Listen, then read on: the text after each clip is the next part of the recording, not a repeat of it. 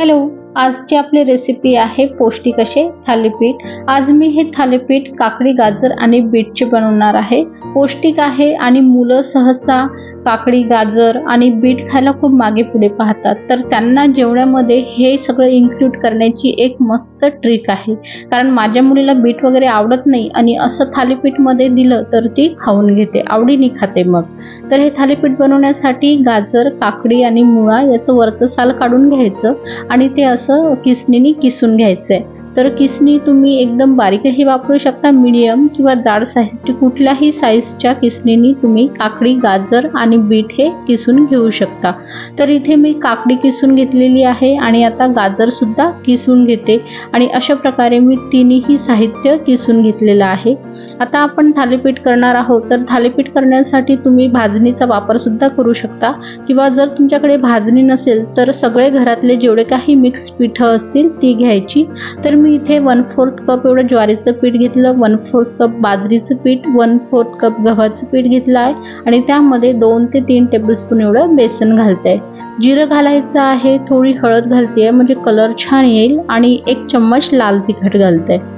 1 चम्मच मी इथे धना पावडर, 1 चम्मच जिरा पावडर आणि पांढरे तीळ सुद्धा घालते। तीळ टाकल्यामुळे छान क्रंच येते या थालीपीठ मध्ये। आणि आता जी काकडी, गाजर, बीट हे किसून ठेवलं होतं ते घालून घ्यायचं। नंतर यामध्ये मी पातीचा कांदा टाकत आहे बारीक कापून। जर तुमच्याकडे पातीचा कांदा नसेल तर तुम्ही या जागी साधा कांदा सुद्धा बारीक चॉप करून टाकू शकता।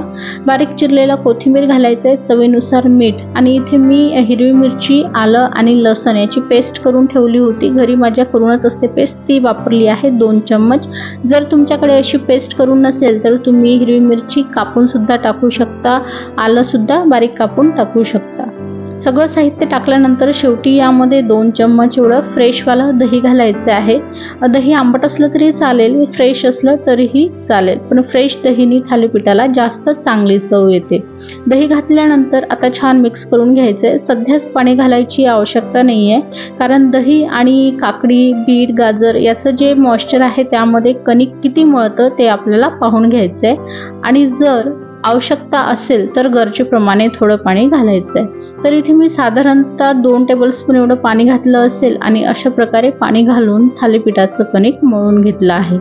थालीपीठाचं कणिक हे थोडं नरम असतं। अशा प्रकारे कणिक मळून झालंय, बाजूला ठेवून देऊ 10 मिनिटांसाठी। आणि या थालीपीठांसोबत आज मी एक सिंपलशी कैरीची चटणी बनवणार आहे। कैरीच्या चटणी बरोबर हे थालीपीठ मला खूप आवडतात म्हणून ही चटणी बनवत आहे।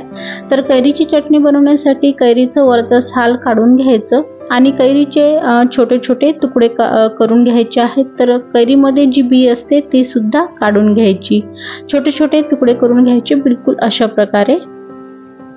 आता हे तुकडे मिक्सरच्या भांड्यामध्ये टाकून घ्यायचे।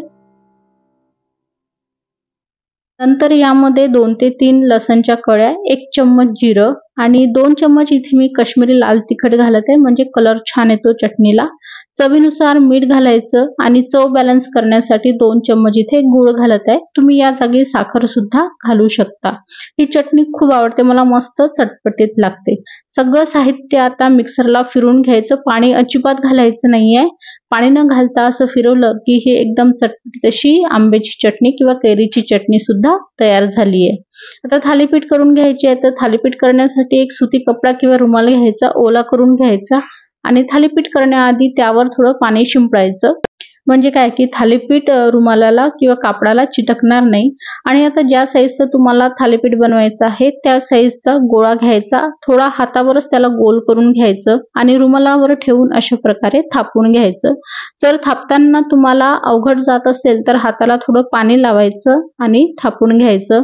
तर आज मी हे थालीपीठ जे आहे ते थोडे छोटे छोटे बनवत आहे, तुम्ही तुमच्या आवडीनुसार याची साईज कमी जास्त करू शकता। थालीपीठ अशा प्रकारे थापून झाले की मध्ये एक छिद्र पाडायचं, जेणेकरून थालीपीठ शेकताना म्हणजे शिजवताना व्यवस्थित भाजल्या जाईल।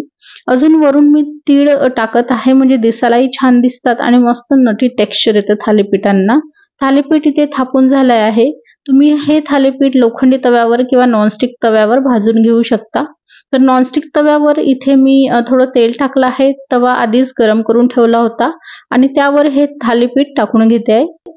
मध्ये थोडं तेल सोडायचं, जे आपण छिद्र केलं होतं त्यामध्ये, आणि वर पण थोडं तेल सोडायचं, म्हणजे थालीपीठ एकदम खरपूस असं भाजल्या जाईल आणि टेस्टी सुद्धा लागेल. दोन्ही साईडला हे थालीपीठ छान याच्यावर जोपर्यंत ब्राऊन असे पॅचेस येत नाही आणि खमंग असं खरपूस होत नाही तोपर्यंत मस्त भाजून घ्यायचंय. असं थोडं दाबून दाबून भाजलं की थालीपीठ मस्त खरपूस लागतं आणि छान लागतं. तर अशा प्रकारे दोन्ही साईडला भाजून घेतलं की थालीपीठ आपलं तयार झालेलं आहे. हे थालीपीठ तुम्ही नाश्त्याला खाऊ शकता, रात्रीच्या जेवणात, दुपारच्या जेवणात कधीही खाऊ शकता. एकदम पौष्टिक आहे. तर नक्की करून बघा. आणि याआधी मी बऱ्याच थालीपीठच्या रेसिपी अपलोड केलेल्या आहेत, त्या सुद्धा बघा. आणि तुम्हाला ही रेसिपी आवडली असेल तर मला कमेंट करायला विसरू नका. परत भेटूया पुढच्या व्हिडिओला.